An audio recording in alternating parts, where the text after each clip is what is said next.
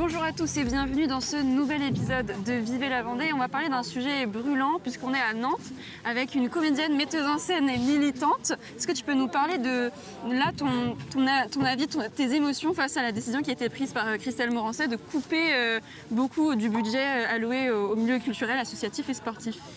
On s'y attendait, on ne va pas dire qu'on est surpris, on s'y attendait, on est quand même abattu. À chaque fois quand on voit le nombre de gens qui ont voté pour cette coupe, c'est toujours révoltant. On a beaucoup de mal à imaginer à quel point on peut être à ce point-là contre la culture, parce qu'il y a vraiment une volonté de sabrer la culture, de nuire à la culture, de sabrer l'égalité homme-femme. On sort d'un procès Pélico, on a vu un peu l'importance qu'il y a à se battre pour les violences sexistes et sexuelles, donc que ce soit le planning familial, mais que ce soit aussi le sport, que ce soit la culture. Donc voilà, on est abattus. En même temps, c'est ce qu'on disait tout à l'heure avec d'autres militants, elle arrive à bien nous fédérer parce qu'on a fini par finalement tous, on arrive à tous se mettre ensemble contre ce budget incroyable qu'on n'a encore jamais vu. Ouais, on parle de presque 100 millions d'euros qui vont être coupés. Voilà, c'est ça, on parle de presque 100 millions d'euros. Il faut savoir une chose, c'est que si ça se passe là, comme ça, dans notre région, il n'y a pas de raison pour qu'on ne tente pas de faire pareil dans d'autres régions. Donc c'est quoi en fait la visée? Qu'est-ce qu'on va voir maintenant dans nos théâtres? En plus, ce qui est vraiment injuste, c'est qu'on voit qu'il y a des coupes qui sont pleines et entières pour certains lieux, mais pas pour d'autres. Donc en plus, il y a une inégalité dans la répartition de ces coupes-là. Mais je pense qu'on est tous solidaires, on est tous déterminés pour ne pas se laisser faire. Au mois de janvier, je pense qu'on sera tous là pour tous ces vœux du maire. On sera tous ici pour rappeler à quel point la culture c'est important, c'est notre exception culturelle. Alors soyons-en fiers et plus que jamais, continuons d'être debout et de se dire qu'on n'est pas abattus. Donc voilà, c'est difficile là ce qu'on vient d'apprendre. Vous n'êtes pas beaucoup pour autant, j'ai l'impression que ça. Alors on était très nombreux hier, il y a eu énormément de monde hier et c'est vrai que il y a eu plus de monde hier. Là maintenant, pas mal de personnes sont parties, mais il faut savoir qu'en fait depuis 8h on y est ce matin. Okay. Là il est 13h. Voilà, que hier de 8h jusqu'à 13h il y a eu du monde et encore dans l'après-midi ça a débriefé. Donc en tout cas, c'est pas la fin de quelque chose, c'est le début de quelque chose. Et maintenant, les réunions vont continuer et on va voir comment tous ensemble on lutte parce qu'il n'est pas question qu'on en reste là. C'est un budget qui a été très largement adopté, au-delà encore une fois de notre majorité, et donc c'est un signe de responsabilité de l'ensemble des élus et je salue les groupes ou les élus qui ont voté pour ce budget. Depuis octobre 2017, je sillonne en long et en large la région des Pays de la Loire.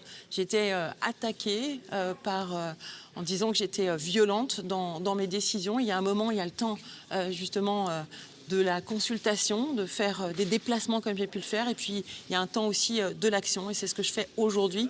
Et ce qui me porte, en tout cas, pour cette région, depuis le premier jour que je suis à la tête de cette région, c'est l'amour. L'amour pour les hommes et les femmes qui font nos territoires. L'amour également pour l'ensemble de nos 5 départements. Donc, c'est un véritable budget de rupture qui a été voté par la majorité présidentielle. Il a été voté dans une configuration nouvelle, puisque les élus macronistes ont voté ce budget, puisque des élus du Rassemblement national ont également voté ce budget de rupture.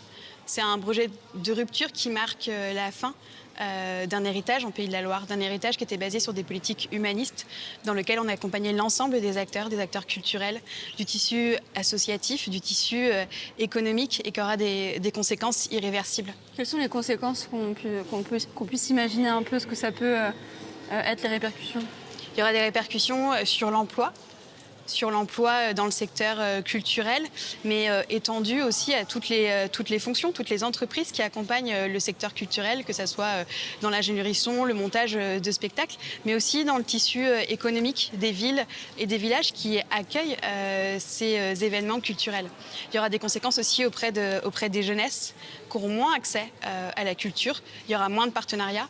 Puis il y aura des conséquences, bien sûr, on l'a évoqué à plusieurs reprises, sur les missions locales qui agissent aussi dans des communes rurales et qui ne pourront pas accompagner tous les jeunes de nos territoires. Bien évidemment, marqué personnellement, parce que, encore une fois, il y a eu nombreuses attaques, à titre aussi personnel, c'est aussi des décisions qui sont difficiles, mais encore une fois, ça permet aussi d'avancer. Et encore une fois, ce que je retiens, c'est ma majorité très soudée, très unie, malgré ce que les uns et les autres ont pu dire. Et là, aujourd'hui, je pense qu'elle ressort encore beaucoup plus forte.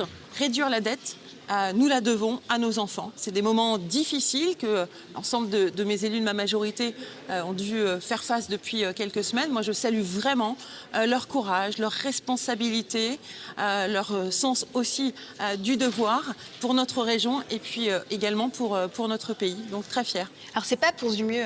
Là, il y a un vrai désengagement sur le fonctionnement et sur le service public. On nous dit que c'est pour maintenir un haut niveau d'investissement, mais il y avait d'autres façons de faire. On pouvait maintenir ce haut niveau d'investissement. Nous, on appelle à ce qu'il y ait plus d'investissement. On appelle à ce qu'il y ait plus d'investissement, mais pourquoi ? Pour la rénovation des lycées, pour la transition écologique, pour l'achat de trains demain, pour que l'offre puisse augmenter en Pays de la Loire, il faut du matériel roulant et c'est pour ça qu'on appelait à plus d'investissement depuis des années, depuis 2021 que la majorité a pris ses fonctions. On voit qu'elle réduisait la voilure sur les investissements et nous disait qu'il faut investir plus. Là, aujourd'hui, elle prétend être obligée de couper dans son fonctionnement pour investir plus. Et nous, les chiffres que nous avons, ils ne nous disent pas ça. C'est pour ça qu'on pense qu'il n'y a pas tous les chiffres. C'est pour ça qu'on pense que ce budget, il n'a pas été élaboré dans la transparence et c'est pour ça qu'on n'en restera pas là. Dernière question, est-ce que c'est une tendance qui va peut-être s'étendre à d'autres régions, ce genre de décision-là, de couper drastiquement dans la culture ces domaines-là ? Eh bien, en tout cas, j'espère pas. Nous, on va continuer à le dénoncer. On ne l'observe pas pour l'instant ailleurs, de manière aussi brutale, de couper 100% des financements sur la culture.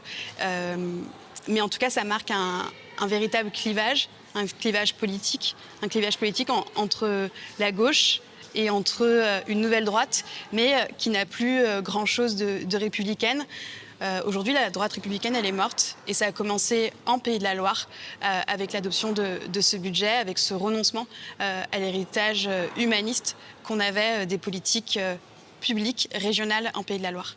À détricoter tout le service public, on voit comment se porte l'hôpital, on voit comment se porte l'éducation. Voilà, maintenant c'est pareil avec la culture. Et il faut arrêter de dire qu'on est biberonné aux subventions quand elles-mêmes s'augmentent de 22%, quand elle-même se prend un photographe pour la suivre qui coûte plus de 40 000 €. Donc c'est bien beau de faire des leçons de faire des leçons d'économie quand elle-même ne les applique pas pour elle. Merci beaucoup Ouais. et puis nous on se retrouve dès demain pour un nouvel épisode de Vivez la Vendée.